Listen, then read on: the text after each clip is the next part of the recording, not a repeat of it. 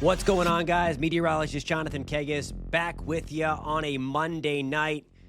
Holy cow, yesterday was awesome with the rain coming through. My goodness, we will take that. That is what you call just what the doctor ordered. Hope everybody's doing well tonight. Post in the comments where you're tuning in from.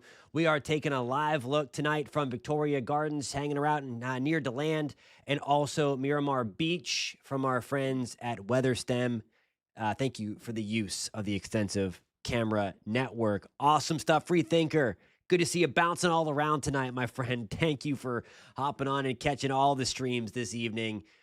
Boy, we need more rain, but yesterday was a heck of a good start across most of Central Florida. We're going to take a look at the drought monitor, the Keach-Byram drought index. So there's going to be two things, and I'll talk about this a little bit further. The Keach-Byram drought index, we get those updated numbers daily. The drought monitor with all the colors on it, we get that every Thursday, and Sunday's rain will be on there to see if we've officially shaved off the drought.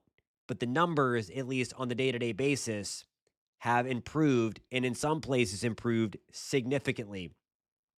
So we're going to get to that. If you have a rain gauge, I would love to know how much rain fell at your place. Post that in the comments for me. Don't forget your location, and we will read off some of your reports for sure. As far as I know, Volusia County is not in a burn ban yet, and you moved further away from that with the rain that we got this weekend. So let's zoom in. Let's take a close look here, and we're going to do a little bit of dissecting here. We're going to pull out the dabber. The big winners were areas along and northwest of I-4, and then right up and down I-75. So let's start out around Sanford, picked up anywhere from a half inch to 3/4 of an inch. Around Apopka, about an inch of rain. Look at us around Bushnell Center Hill, anywhere from 2-ish inches of rain. That is some good stuff. That's where we had the biggest improvement. Again, I'll show you those drought numbers in just 1 second. 1.32 inches closer to the villages. Nobleton, we got a lot of rain, pushing 2. Ocala, we didn't see a ton of improvement in Marion County, but we saw a little bit. And then same for Brevard. Palm Bay picked up officially in the rain gauge. These are radar estimates, but officially in the rain gauge, we did pick up about 1/4 of an inch around Palm Bay, at least the report that I received. Radar is estimating about a trace. So certainly we can do better in Brevard. Around Point Siena, Kissimmee, we got in half inch to 3/4 of an inch of rain. Flagler County, also some improvements. Let's zoom in around Interlochen as well, where we had that nasty wildfire all last week, really for the last 2 weeks. Half inch, 3/4 of an inch of rain. That certainly helps. And then around Palm Coast, Flagler Beach, half inch to 3/4.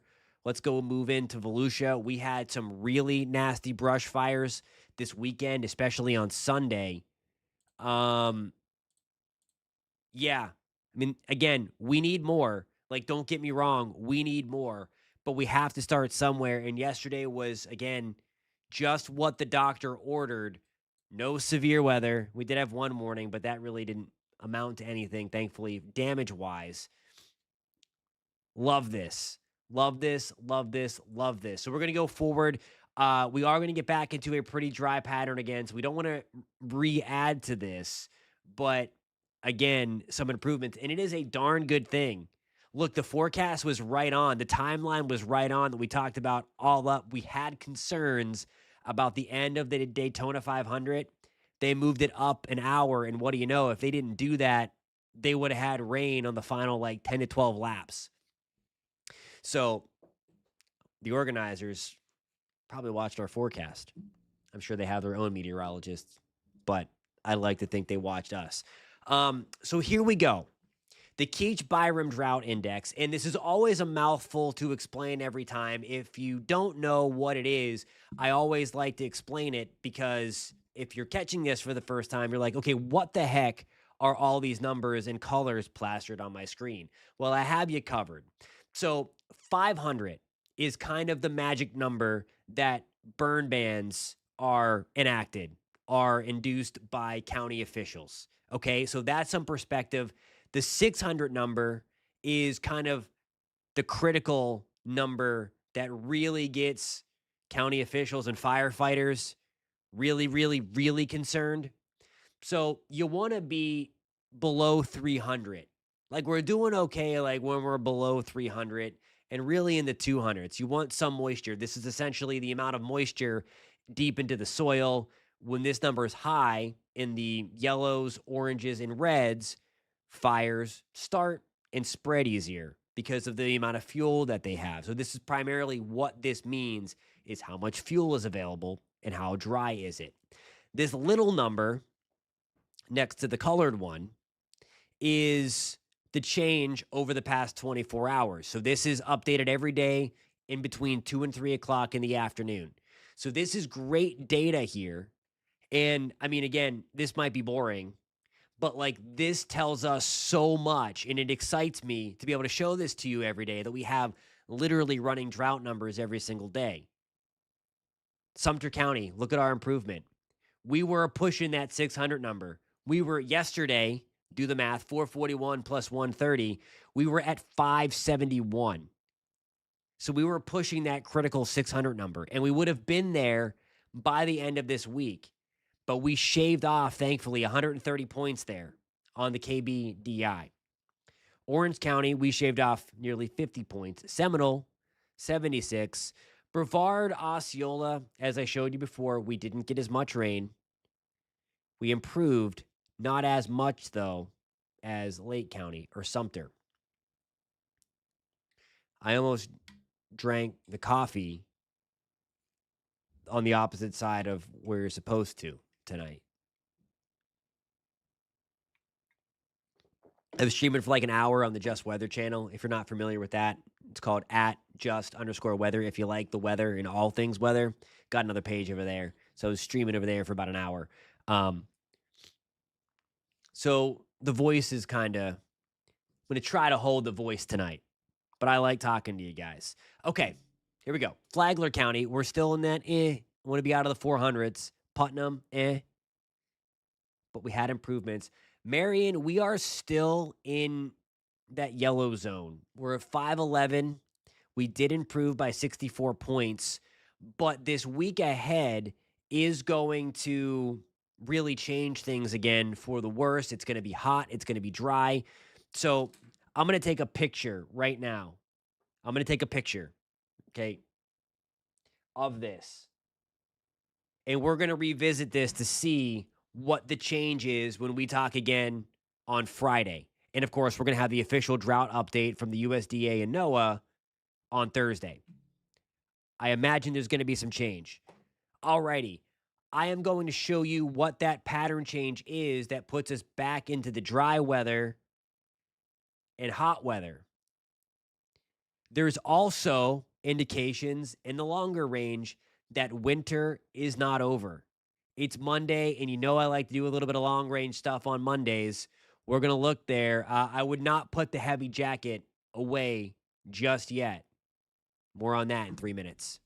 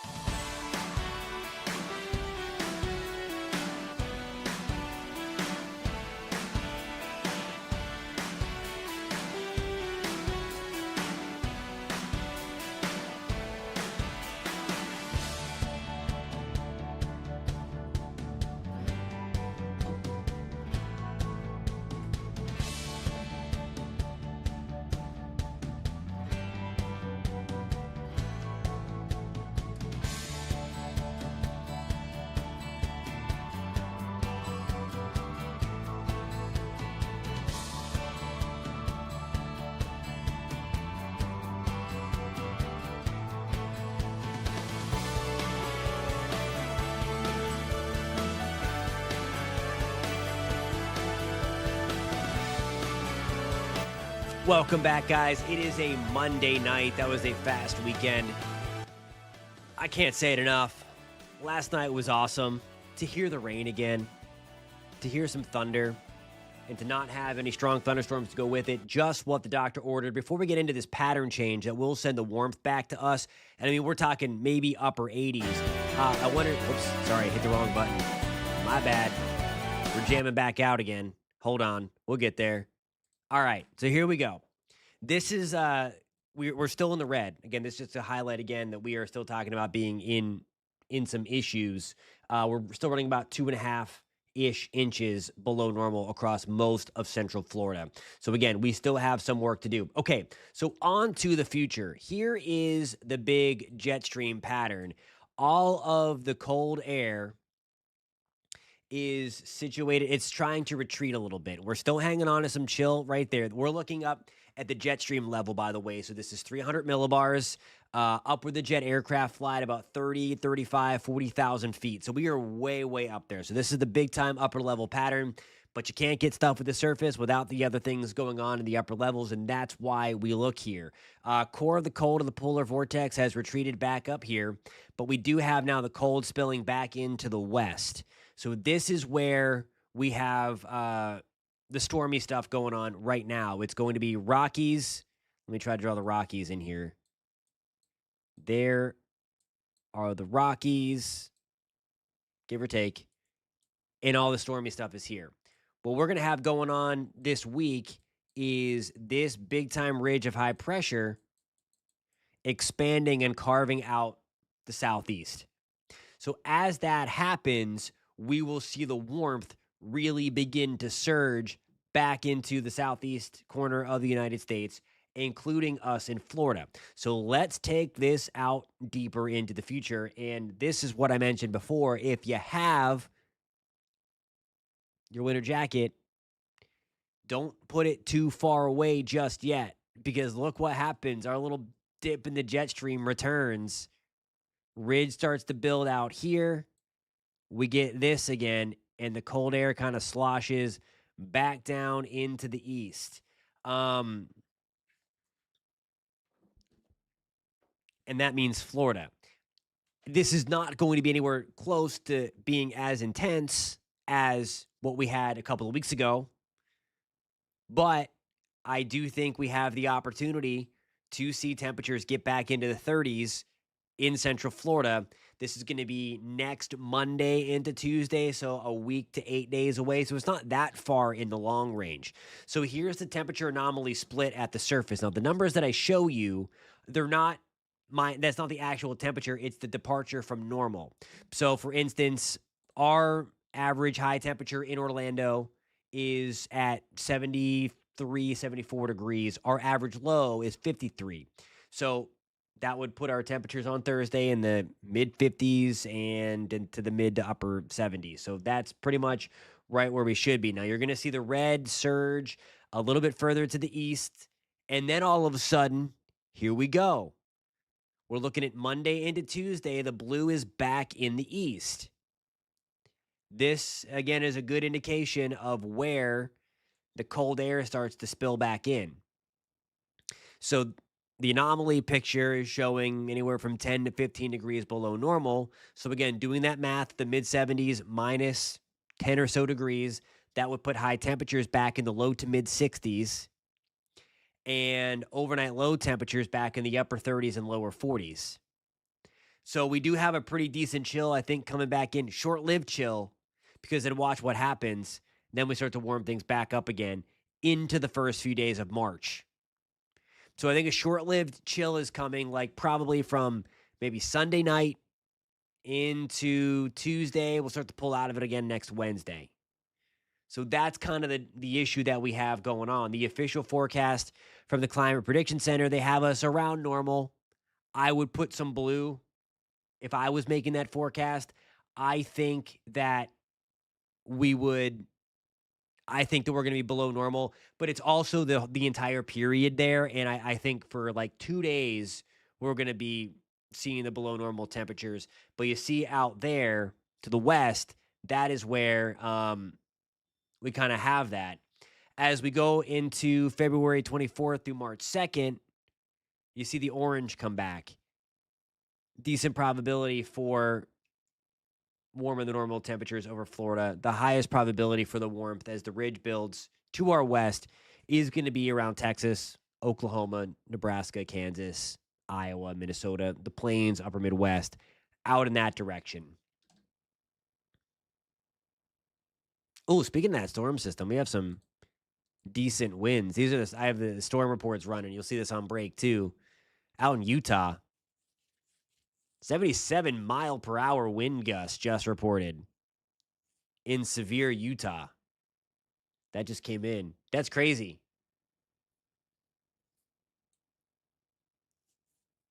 That's pretty wild. So some crazy stuff going on out west. The rainfall, again, great stuff last night. We need some rain, although as we get back into this pattern after the little chill coming in Sunday into Monday, Sunday, Monday, Tuesday, then we get back into that ridge building and we have some more cold or we have some more warmth and drier weather building. And that's what we want to try to avoid. But it looks like, again, from February 24th through March 2nd, we should have below normal rainfall across the state of Florida. I don't think we're going to see any more snow in February. I don't think we're going to see the snow get down to Florida this time. Should be just a quick little blast of cold, enough to make you get the heavier jacket out to take the dog out in the morning on probably Monday morning, Tuesday morning, and then warmth builds as we get into March. That's crazy as we get into March. Alrighty, guys, I have to get my second break in. When we come back, I'm going to be combing the comment section to see if there's any questions in there. If you have any questions, or if you want to revisit something that we talked about, if you want to look at the drought numbers again, post that in the comments. You're driving the ship here, steering the ship. Post in the comments. I'll see you guys in 3 minutes.